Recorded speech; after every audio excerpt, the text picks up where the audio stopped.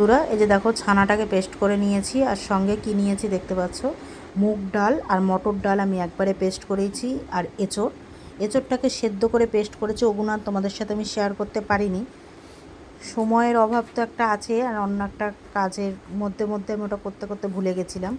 তো দেখো এখানে ফোড়নে কি দিলাম, মেথি আর কালো জিরে, আর নুন হলুদটা দিলাম এই কারণেই জানি না গায়ে ছিটে আসে। এই যে পেস্টটা করে রেখেছি, পেস্টটাকে এখন ভালো করে আমি করে নেব। আর দিয়েছি এর মধ্যে একটু সামান্য সর্ষে ফোড়ন, 3 রকমের ফোড়ন একসঙ্গে দিয়েছি। দিয়ে দিলাম লঙ্কা বাটা, আদা বাটা। এটা কিন্তু পুরো নিরামিষ দিনের জন্য, নিরামিষ।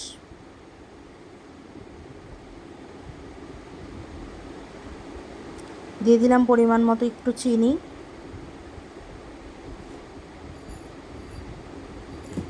এবার এই যে পেস্ট করে রেখেছিলাম ব্যাটারটাকে, সেটাকে আমি দিয়ে দিলাম এঁচোড় ডালে আর ছানার। ভালো করে এখন শুধু এটাকে কষাতে হবে।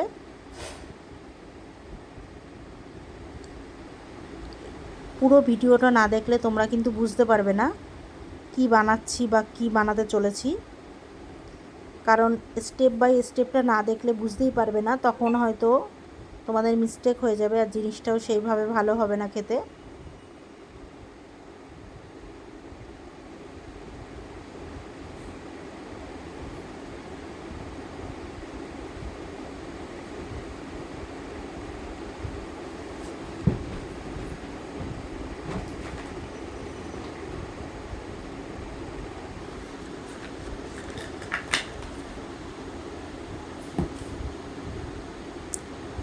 দেখো একটু জল জল ভাব বেরোচ্ছে, এটা পুরো টানবে। এই যে দেখো অনেকটা টেনে গেছে, আরও টানবে। দিয়ে দিলাম এর মধ্যে একটা মশলা। এই মশলাটা হচ্ছে এর মধ্যে মেথি আর মৌরি আর গোটা জিরে আমি একসঙ্গে গুঁড়ো করে রেখেছিলাম ভেজে, সেটাকে দিয়ে দিলাম। দিয়ে দিলাম ধনেপাতা কুচি।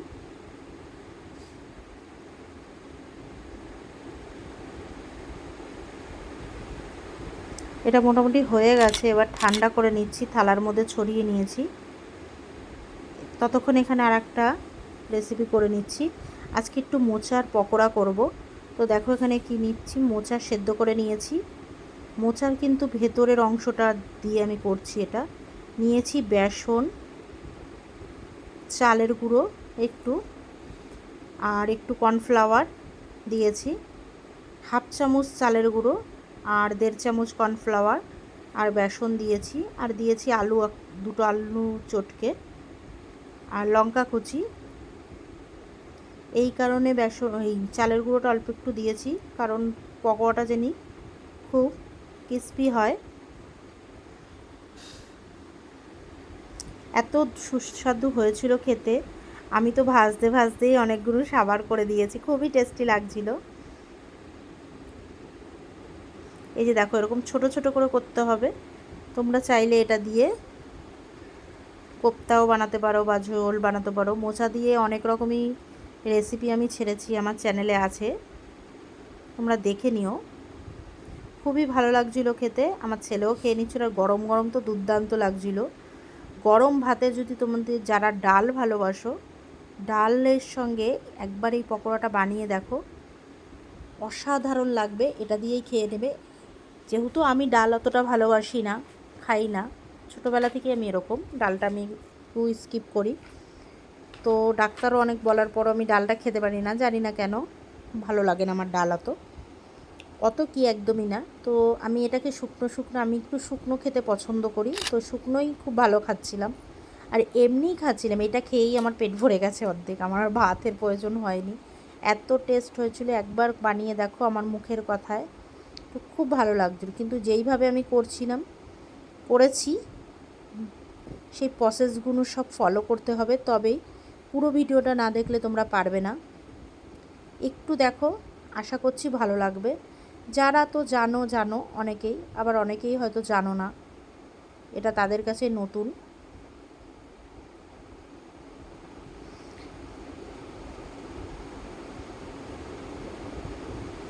মিডিয়াম আঁচে ভাজবে, তাহলে কি হবে, পুরো ভেতর বাইরে পুরো দিকটাই সম্পূর্ণভাবে ভাজা হবে। না হলে বেশি আঁচটাকে বাড়িয়ে করলে গ্যাস বেশি, এই আগুনের তাপে বাইরেটা পুড়ে যাবে আর ভেতরের জিনিসটা কাঁচাই থেকে যাবে। দেখতে পেলে আমি কীরম পর্যায়ে রেখে করলাম, সুন্দর মতন আমার হয়ে গেছে। আবার বাদবাকি পরেরগুলো এই একই প্রসেসে দিয়ে দেবো।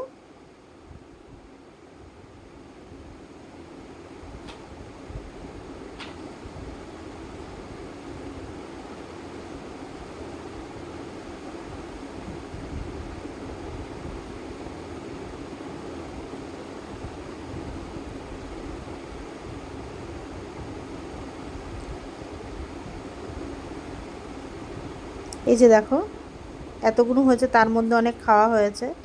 দেখতে পেলে ভেতরের অংশটাও দেখিয়ে দিলাম, হয়ে গেছিল ওটা। এবার আমি যে মানে পুরটাকে তৈরি করে রেখেছি এঁচোড়ের এই যে দেখো হাতে এখন মইঠার সাহায্যে করে নিয়েছি মুঠো করে করে। এটা তোমরা চাইলে ছোট ছোট গোল করেও করতে পারো। তো করে নিয়ে এটাকে ভালো করে এখন আমি তেলে ভেজে নেব।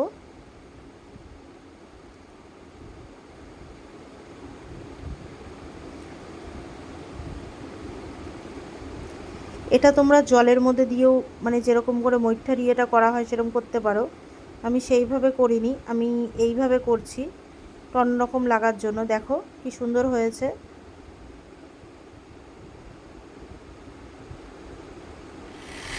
এগুলোকে একটু বেশি কড়া করে ভাজতে হবে। এবার এগুলো আবার এরকম করে ভেজেছি। দিয়ে দিলাম গোটা জিরে,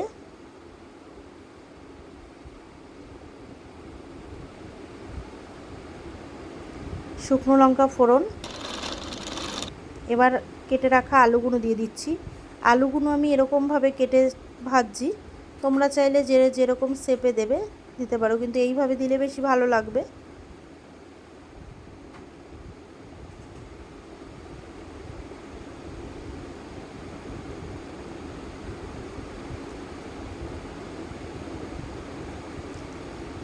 দিয়ে দিচ্ছি জিরে বাটা, জিরে ধনে আর শুকনো লঙ্কা।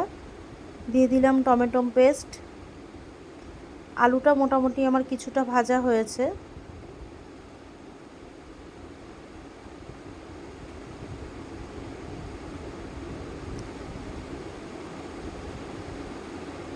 এর মধ্যে পাকা লঙ্কার পেস্ট দিয়ে দিলাম, মানে শুকনো লঙ্কার।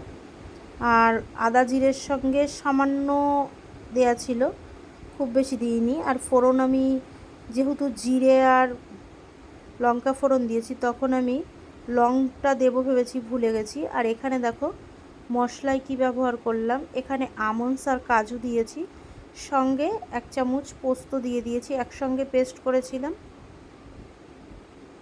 আর অল্প একটু চাল মগজ দিয়েছি, 1/2 চামচ মতন, একসঙ্গে সব পেস্ট করে নিয়েছি।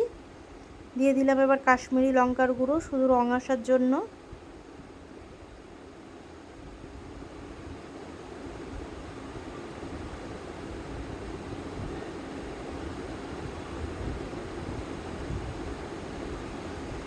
দেখতে পাচ্ছ কেমন তেল ছাড়ছে। কষানো মোটামুটি কিন্তু ভালোভাবে হয়েছে, কাঁচা গন্ধটাও মোটামুটি চলে গেছে মশলার। এবার এর মধ্যে ঝোল দিয়ে দেব, মশলা ধোয়া জলটা দিয়ে দিলাম। ভালো করে এবার ফুটতে দেবো, আলুটা সেদ্ধ না হওয়া পর্যন্ত।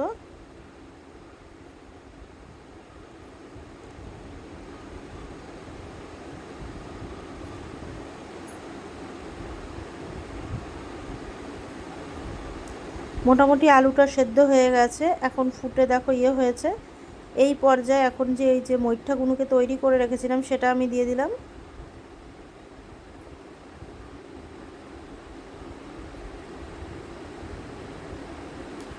দিয়ে এবার একটু ভালো করে ফুটিয়ে নেব।